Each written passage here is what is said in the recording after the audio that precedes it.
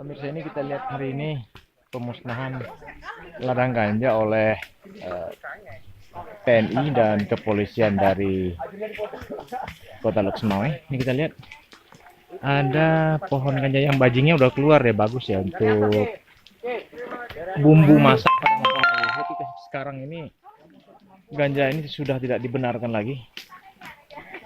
Sejak tahun 1972-an ini sudah mulai dilarang dan sudah dikeluarkan undang-undang tentang narkotika.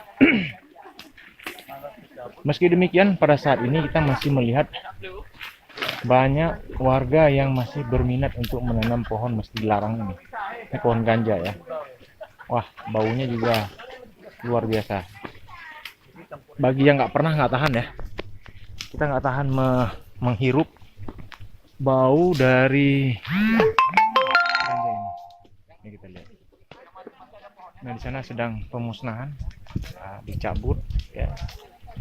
Dicabut, kemudian itu juga sebelah sana kita dibakar. Asapnya kemari, kita nggak tahan tuh.